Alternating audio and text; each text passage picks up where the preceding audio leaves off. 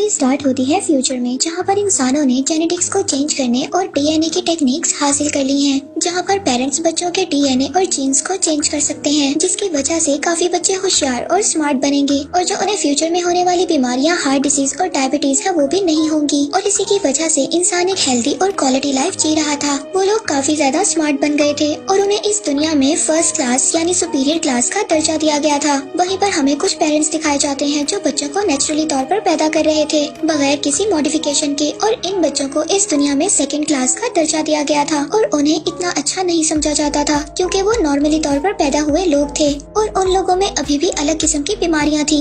और यहीं पर हमें जेरेमी को दिखाया जाता है जो कि गैटिका नाम की स्पेस एजेंसी में मिशन नेविगेटर था। और यहाँ पर हमें दिखाया जाता है कि वो ऑफिस जाने से पहले उसकी अजीब सी रूटीन थी। वो एक यूरिन बैग को लेकर अपने पाँव से बांध लेता था, फिर एक फेक किस्म की फिंगरप्रिंट की लेयर में खून को लगाकर उसको चिपका लेता था और इन सब चीजों के बाद वो ऑफिस जाता था और फिर वो घर आने से पहले भी अपने डेस्क और कीबोर्ड को बिल्कुल क्लीन करता था। और फिर एक दिन जेरेमी का बॉस उसको आकर बताता है कि टाइटन पर एक फ्लाइट जाने वाली है और जेरेमी उसमें एक फ्लाइट नेविगेटर रहेगा और इसमें उसे कुछ मेडिकल टेस्ट भी देने पड़ेंगे। बॉस के जाने के बाद जेरेमी डेड स्किन के सब्सटेंस कीबोर्ड पर डाल देता है और कुछ बाल अपनी कंघी में डालकर क्लिनिक निकल जाता है, जहाँ पर वो डॉक्टर लिमोज से मिलता है। डॉक्टर लिमोज उसको कहते हैं कि मेरा बेटा तुम्हें आइडलाइज करता है और हमेशा तुम्हारी तारीफ करता है, और दोनों में यहाँ पर बातचीत होती है। इसके बाद डॉक्टर उससे यूरिन सैंपल मांगता है और जेरेमी ने जो अपने पाँव में बैग को लगाया हुआ था उसमें से वो यूरिन सैंपल दे देता है। अब टेस्ट में यही आता है कि जेरेमी एक वैलिड इंडिविजुअल है, यानी कि सुपीरियर क्लास का आदमी। इसके बाद हम ऑफिस में आयरीन को देखते हैं जो कि जेरेमी की कोलीग थी।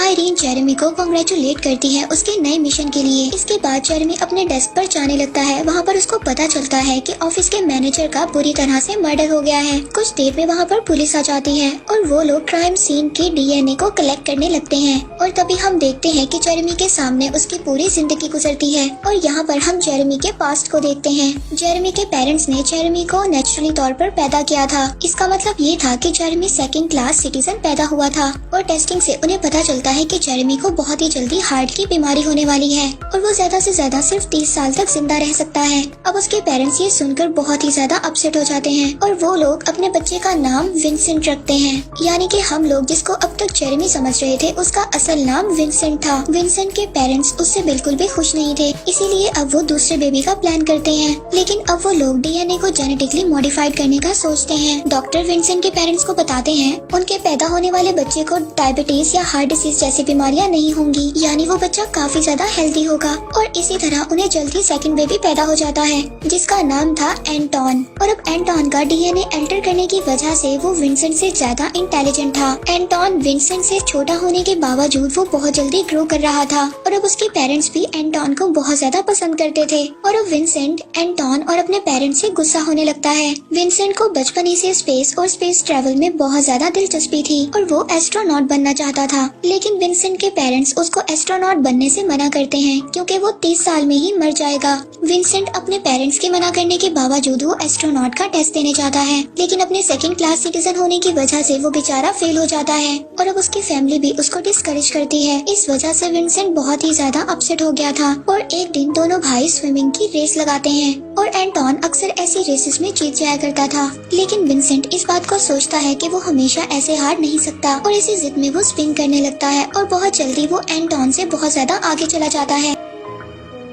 और यहाँ पर काफी ज्यादा स्विम करने की वजह से एंटॉन बहुत ज्यादा थक गया था और वो पानी में डूबने लगता है। और अब विंसेंट जो आगे चला गया था वो पीछे आकर अपने भाई को डूबने से बचाता है। एंटॉन को सब लोग सुपीरियर कहते थे, लेकिन इसके बावजूद विंसेंट इस रेस को जीत गया था। अब विंसेंट की लाइफ में ये ऐसा पल था कि जो वो चाहता वो कर सकता था और यही सब सोचकर वो एक दिन अपनी फैमिली को छोड़कर चला जाता है। और गैटिका में काम करना उसका एक ड्रीम था, इसीलिए अब वो स्टार्ट में गैटिका में एज अ जैनिटर काम करता है, लेकिन विंसेंट को कुछ और बनना था, इसीलिए वो फ्री टाइम में कंप्यूटर पर बैठकर नेविगेटिंग ऑफिसर के डॉक्यूमेंट्स को पढ़ा करता था और इसी तरह उसे नेविगेशन की एक बेसिकली इन्फॉर्मेशन मिल जाती है। और इसी दौरान वो एक आदमी से मिलता है जो उसे उसकी फेक आईडी बनाकर देगा, यानी कि वो आदमी उसकी फेक आईडी बनाकर उसको एक सुपीरियर इंसान की पहचान देगा। और जिस इंसान की आईडी वो उसको देने वाला था उसका नाम था जेरेमी मैरो, जिसका IQ लेवल बहुत ही ज्यादा तेज था और वो देखने में बहुत ही ज्यादा स्मार्ट था। और जेरेमी में सुपीरियर स्ट्रेंथ थी, यानी कि वो फर्स्ट क्लास सिटीजन था और वो अब जल नहीं सकता था, इसीलिए उसे उसके जॉब से निकाल दिया गया था। इसीलिए जेरेमी को अपनी पहचान को बेचना था और उसकी पहचान को विंसेंट खरीद लेता है। यानी कि अब विंसेंट एक सुपीरियर इंसान बनकर यानी कि जेरेमी बनकर गैटाका में काम कर सकता था, लेकिन उसके बदले वो जेरेमी को हर महीने कुछ पैसे देगा और अपनी पहचान बदलने के लिए विंसेंट को हमेशा कॉन्टेक्ट लेंस पहनने पड़ेंगे, क्योंकि जेरेमी की आंखों का कलर विंसेंट की आंखों से कुछ अलग था। और अब विंसेंट अपना हेयर स्टाइल भी बिल्कुल जेरेमी की तरह करता है और तो और उसके पाँव की सर्जरी भी की जाती है। अब विंसेंट बिल्कुल जेरेमी की तरह दिखने लगता है। और फिर एक दिन विंसेंट गैटाका स्पेस एजेंसी में जाकर अप्लाई करता है और टेस्टिंग के दौरान वो जेरेमी का ब्लड सैंपल देता है और वो टेस्ट पास कर लेता है और नेविगेटिंग ऑफिसर बन जाता है। और अब विंसेंट की रोजाना अलग सी रूटीन थी। वो रोजाना क्लीन शेव करता था और अपनी स्किन से कुछ डेड स्किन को अलग करता था। और फिर से हम प्रेजेंट में देखते हैं कि विंसेंट खड़ा पुलिस को देख रहा था और पुलिस हर जगह डीएनए को स्कैन करने लगती है ताकि कहीं पर कोई भी उन्हें सबूत मिल सके। तभी पुलिस को विंसेंट का एक बाल मिल जाता है, लेकिन विंसेंट इस बात से अनजान था क्योंकि वो पूरे कॉन्फिडेंस में था कि वो कभी भी पकड़ा नहीं जाएगा और वो जल्दी टाइटन के लिए जाने वाला था। और इसी दौरान आयरन जो उसकी कोलीग थी उसको भी उसका बिहेवियर कुछ अजीब लगता है। आयरन एक दिन विंसेंट के कॉम को चुराती है और उसमें लगे बाल को टेस्ट करने लगती है, लेकिन विंसेंट काफी ज्यादा चालाक था। उसने ऑलरेडी वहाँ पर जेरेमी का बाल ही रखा हुआ था और अब इसीलिए आयरन को भी टेस्ट में जेरेमी का रिकॉर्ड आता है। और दूसरी तरफ विंसेंट और जेरेमी भी बहुत अच्छे दोस्त बन गए थे। और दूसरी तरफ पुलिस जब सब चीजों का टेस्ट करती है तो वहाँ पर उन्हें पता चलता है कि विंसेंट नाम का आदमी जो कि इनवैलिड है और वो एक सेकंड क्लास सिटीजन है, वो यहाँ पर काम करता है, जो सालों पहले यहाँ पर एक जेनिटर का काम किया करता था। और इसी तरह पुलिस विंसेंट के पीछे लग जाती है। और फिर एक दिन आयरन विंसेंट से मिलती है और वो उसको बताती है कि उसने एक दिन उसके बाल का टेस्ट किया था और वो उसको इस बात के लिए सॉरी बोलती है। और वहीं पर वो उसको बताती है कि उसके जीन्स भी उसके पेरेंट्स ने चेंज करवा दिए थे, लेकिन उसके बावजूद भी उसको हार्ट अटैक का रिस्क है और जिसकी वजह से वो कभी भी स्पेस मिशन में नहीं जा सकती। और फिर आयरन और विंसेंट एक डिनर पर जाते हैं और जाते हुए वहाँ पर एक चेक पॉइंट आता है। वहीं पर पुलिस लोगों की आंखों को चेक कर रही थी कि किसी ने कॉन्टेक्ट लेंस तो नहीं पहने और ये देखकर विंसेंट समझ जाता है और अपने कॉन्टेक्ट लेंस को निकाल देता है। और पुलिस उसको चेक करती है और उन्हें कुछ भी प्रूफ नहीं मिलता। इसके बाद वो दोनों आगे निकल जाते हैं, लेकिन विंसेंट को चश्मा लगा हुआ था और उसको लेंस निकालने के बाद कुछ भी सही से नजर नहीं आ रहा था। तभी आयरन उसको एक जगह पर लेकर जाती है जहाँ पर दोनों सनराइज को देखते हैं। और इसी दौरान आयरन भी इस बात को नोटिस करती है कि विंसेंट की आंखों का कलर कुछ अलग है। और दूसरी तरफ पुलिस को ये बात कंफर्म हो जाती है कि विंसेंट जो एक जेनिटर का काम करता था वो अब गैटाका में एज ऑफिसर काम कर रहा है।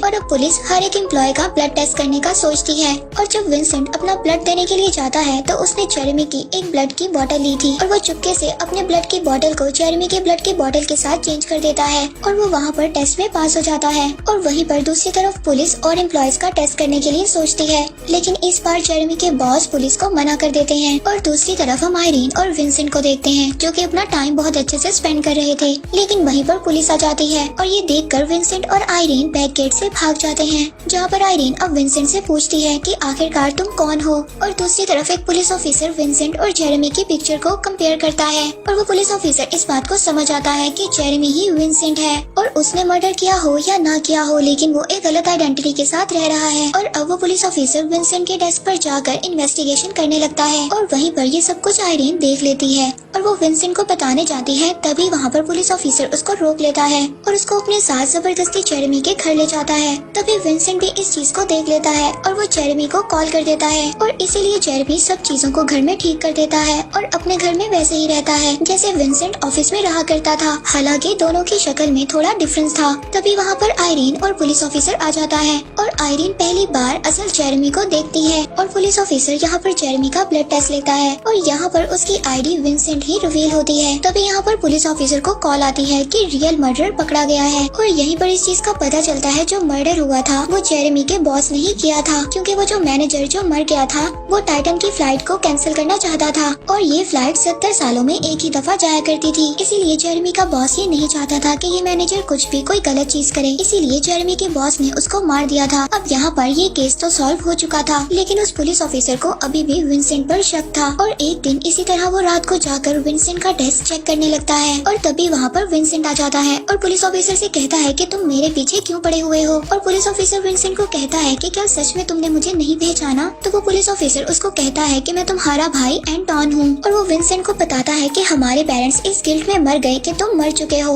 और एंटोन विंसेंट से कहता है कि तुम अपने आप को पुलिस के हवाले कर दो क्योंकि तुमने कानून को तोड़ा है और तुम एक दूसरे इंसान की आईडी के साथ रह रहे हो। लेकिन विंसेंट उसको कहता है कि तुम सारी जिंदगी मुझे फेल होते हुए ही देखना चाहते हो और तुम इस बात से जेलस होते हो और आज मैं तुम्हारे से ज्यादा अच्छी लाइफ को जी रहा हूँ और ये सब मैंने अपने दम पर हासिल किया है। मुझे किसी भी डीएनए की मॉडिफिकेशन की जरूरत नहीं है। और अब एंटोन उसको कहता है कि अगर तुम अपने आप को इतना ही ज्यादा पावरफुल समझते हो तो क्यों ना हम स्विमिंग की रेस को दोबारा करते हैं। और विंसेंट उसको कहता है कि ठीक है, अगर मैं जीत गया तो तुम्हें मेरा पीछा छोड़ देना होगा। और एंटोन भी तैयार हो जाता है और वो दोनों स्विम करने के लिए चले जाते हैं। लेकिन एंटोन दोबारा से थक जाता है और विंसेंट बहुत ज्यादा आगे जा रहा था। और ये देखकर एंटोन उससे पूछता है कि तुम तो मरने वाले थे तो तुम जिंदगी में इतने सक्सेसफुल कैसे बने। वो उसको बताता है कि आज मैं सक्सेसफुल हूँ क्योंकि मैंने कभी भी अपनी मेहनत पर शक नहीं किया और इसी तरह मुझे खुद ब खुद रास्ते मिलते गए क्योंकि मैंने किसी भी साइंटिस्ट के पेपर पर यकीन नहीं किया। और वो स्विम कर रहे थे तभी एंटोन बेहोश हो जाता है और विंसेंट उसको बचाते हुए किनारे पर ले आता है। और अब विंसेंट जीत गया था इसलिए एंटोन उसका पीछा छोड़ देता है। और अब विंसेंट आयरीन को ढूंढता है, उसे लास्ट गुड बाय बोलता है और सॉरी बोलता है और उसे अपना रियल हेयर देता है कि विंसेंट कौन है और उसकी असल आईडी क्या है वो इस बात को पहचान सके। लेकिन आयरीन हंसते हुए इस बात को मना कर देती है। और लास्ट में विंसेंट जेरेमी से मिलने जाता है और जेरेमी उसको कहता है कि जैसे तुम टाइटन पर जा रहे हो मैं भी ऐसे ही एक ट्रिप पर जा रहा हूँ। और वो काफी ज्यादा ब्लड सैंपल्स विंसेंट के लिए छोड़ जाता है। विंसेंट जेरेमी को थैंक्स बोलता है क्योंकि उसने उसके साथ अपनी लाइफ को शेयर किया था और जेरेमी उसको एक एनवेलप देता है। इसके बाद विंसेंट टाइटन के लिए रवाना होता है। वो गैटाका के ऑफिस में आता है और वहाँ पर उसको वही डॉक्टर मिलते हैं और वो डॉक्टर उसको एक नई पॉलिसी के बारे में बताते हैं कि स्पेस में जाने से पहले उनका एक यूरिन टेस्ट होगा। और यहाँ पर विंसेंट को अपना ही यूरिन टेस्ट देना पड़ता है और यहाँ पर विंसेंट की असल आईडी आ जाती है। तभी डॉक्टर उसको बताते हैं कि मेरा बेटा तुमसे काफी ज्यादा इंस्पायर्ड है क्योंकि उसे भी गैटाका में काम करना था। वो सुपीरियर होने के बावजूद टेस्ट में रिजेक्ट हो गया। शायद वो तुम्हारी तरह ही एक दिन यहाँ पर काम करेगा। और यहाँ पर डॉक्टर हंसते हुए उसको बताते हैं कि मुझे पहले दिन से ही पता था कि तुम्हारी आईडी फेक है। और यहाँ पर डॉक्टर इनवैलिड रिजल्ट को वैलिड कर देते हैं। और इसके बाद विंसेंट स्पेसक्राफ्ट में चला जाता है और वहाँ पर जाकर वो जेरेमी के लेटर को ओपन करता है जिसमें लिखा था कि मैं सुपीरियर होने के बावजूद हर चीज में फेल रहा। भले साइंस ने हमारी जिंदगी को खुशहाल और लंबा कर दिया है लेकिन इस जिंदगी में कुछ तो कमी है, इसीलिए मैं दूर जा रहा हूँ। और इसी के साथ जेरेमी सुसाइड कर लेता है और मूवी का यहीं पर एंड हो जाता है।